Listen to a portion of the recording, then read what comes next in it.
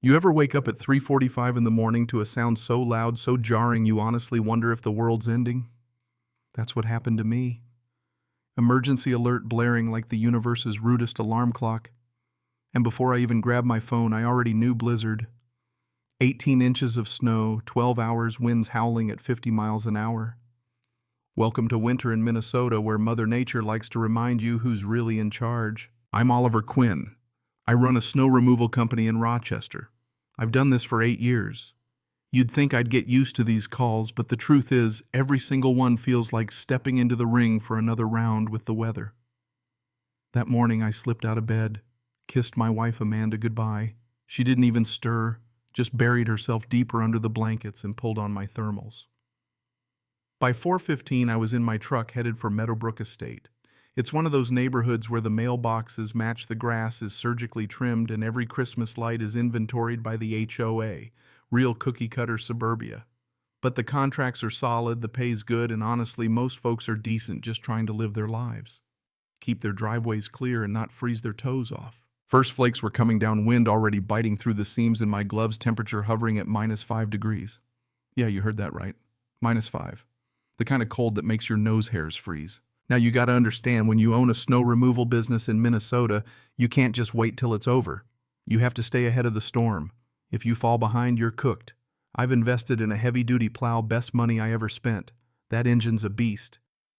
As I roll through Meadowbrook's quiet streets, all I hear is the low growl of diesel and my own breath fogging up the cab despite the heater. At 4:30 sharp, I start with the Johnsons. First push of the plow, loud scraping metal on concrete, not exactly a lullaby. But what do you want me to do? This is emergency work. The state law is crystal clear during a declared weather emergency. I'm exempt from noise ordinances. And buddy, this was an emergency. The whole county knew it. By 5:36, driveways down, snow falling sideways, visibility tanking. I was feeling pretty good, honestly making progress. Then out of the whirling snow, she appears, a woman in a neon pink bathrobe, fuzzy slippers, marching down the middle of the street, arms waving like she's directing traffic at the apocalypse. I slow my truck, roll down the window. Instantly regret it. The wind hits my face like a slap. "You have any idea what time it is?" she shouts. "Yes, ma'am. I'm doing emergency snow removal before this gets worse." "You woke me up. You woke up my whole family." That noise is absolutely unacceptable. And that's when I realize who I'm dealing with. Patricia Henderson, HOA president. Lives in the biggest house on the block, loves rules more than most people love their kids. Last month, she threatened to fine a neighbor for the wrong shade of white on their shutters. Real winner, this one. "Ma'am, there's a blizzard coming," I try to explain. "I need to clear these driveways." She cuts me off. "I don't care if there's an apocalypse coming. The HOA noise ordinance says no loud machinery before 7 a.m. period. The snow's coming down so hard now I can barely see her even though she's 10 feet away." With all due respect, Mrs. Henderson, emergency services are exempt during declared emergencies. That's Minnesota law. Her face turns a shade of red I didn't think was possible at -5. "I'm the HOA president. I'm telling you to stop. Now. Or I'll fine every single homeowner you work for. Leave or I call the police." I keep my voice calm. "You're welcome to call the police, ma'am. They'll tell you the same thing I am. But I have to do my job. You need to get back inside before you get frostbite." She points at me, her finger already turning blue. "You haven't heard the last of this, Mr. Quinn. You'll never work here again." She stomps off. Her slippers are soaked. I almost feel sorry for them. So I keep plowing. Peterson's, Chang's, Martin's. Lights start coming on in houses. I'm not trying to be a nuisance, but come on, by 7 a.m. there'll be a foot of snow and half these people need to get to work or the hospital or just live. At 6:15, I'm finishing the Williams driveway when a Rochester PD cruiser pulls up. Officer Mike Chen gets out. We know each other from the gym. He's grinning. "Got a noise complaint about you, Oliver." "Let me guess, Patricia Henderson." He tries not to laugh. "Yep. She already called it in." "Look, you're completely in the clear. The county declared a weather emergency. I'm writing up a report says you're following all the rules. If she tries to fine anyone, this'll back you up." He's as good as his word. Writes up the paperwork. Shakes my hand. Tells me to stay safe. I keep working. The storm's at its peak by 8. I double back for a second pass. As I clear Johnson's driveway, my phone rings. It's Tom Johnson, great guy, works at Mayo Clinic. "Oliver, the HOA just emailed. Patricia's threatening a $500 fine for hiring you outside allowed hours." Tom, don't pay. State law is on our side. Let me handle this. He sighs. She's sending violation notices to everyone you plowed for. People are freaking out in the group chat. She says the HOA rules supersede local ordinances. That's not how any of this works, but try telling Patricia that. Tom's not the only one my phone buzzes nonstop. Threatening emails for everyone. $500 fines unless they admit guilt and promise not to hire me before 7 a.m. again. Pure intimidation dressed up in legalese. I make it home at 2 in the afternoon, frozen to the bone, madder than I've been in years. Amanda's in the living room, laptop, open, coffee in hand. She listens to the whole story, then says, matter of fact, she can't do that.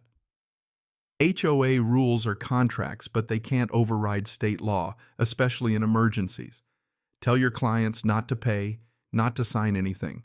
I'll call someone at the firm who knows HOA disputes. The rest of my afternoon is spent calming clients, sending out emails, telling them to hold off. Most are grateful. But the Yamada's elderly couple on Cherry Lane call me in tears. Patricia showed up at their house, demanded immediate payment, threatened a lien on their property. That's my breaking point. I call Mike Chen, explain everything. He says technically HOA fines aren't a crime, but if she's showing up threatening people, that could be harassment. Document everything he says, every call, every email, every conversation. Next morning, Rochester's buried in 19 inches of snow. Sun's out, everything sparkling. I'm out at 5 a.m. again, clearing the driveways. At 7:30, the mail carrier finds me, hands me a certified letter. Formal notice I'm banned from entering the subdivision. Patricia claims I'm a disruptive presence, threatens restraining orders, trespassing charges. I call Amanda. She's fuming. She absolutely can't do that. HOA has no authority to ban service providers from public roads or private driveways. Just keep working. I'm talking to a partner at the firm. An hour later, as I'm leaving the neighborhood, 2 state patrol officers pull me over. My heart drops. I half expect to get cuffed right there.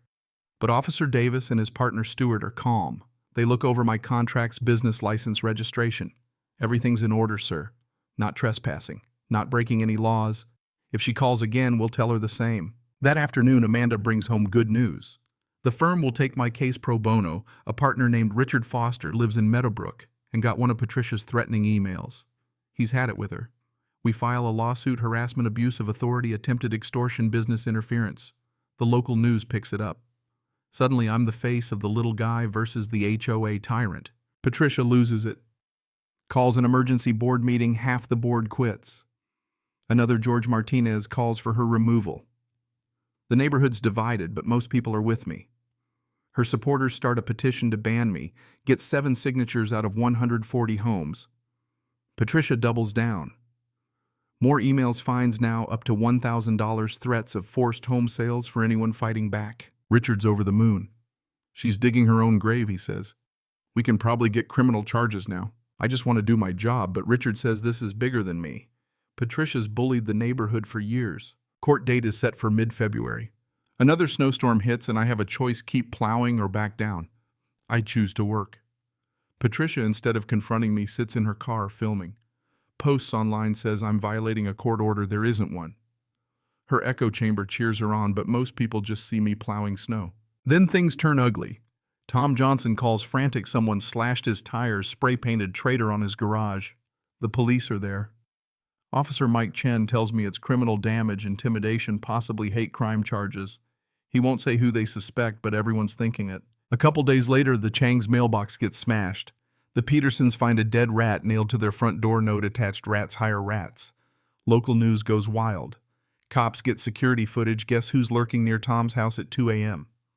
Woman in a coat just like Patricia's driving Patricia's car. On February 8th, police arrest Patricia at her home. Charges: property damage, stalking, harassment, intimidation, attempted extortion. 50 grand bail. Dale, her husband, quiet guy, posts bail after 2 days.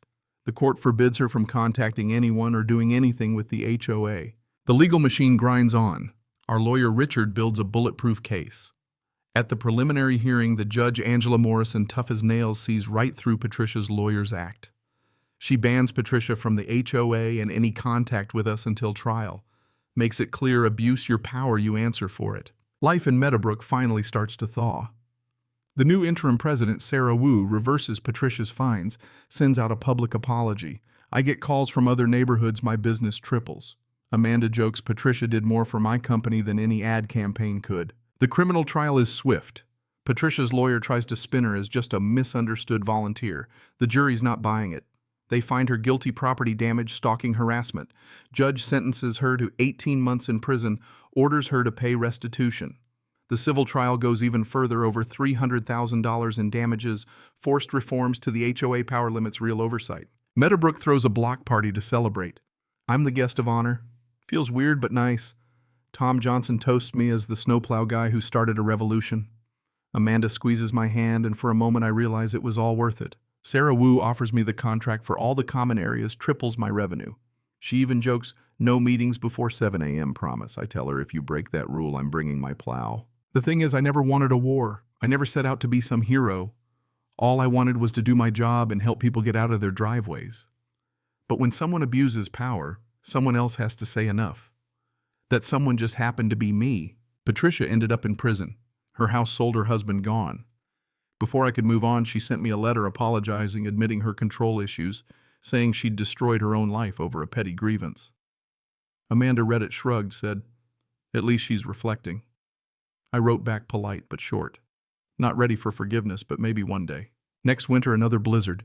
My crew and I are out at 4 a.m., plowing snow. Nobody stopping us, nobody threatening, just honest work. The sky's painted pink and orange with sunrise roads, clear families safe. That's all I ever wanted.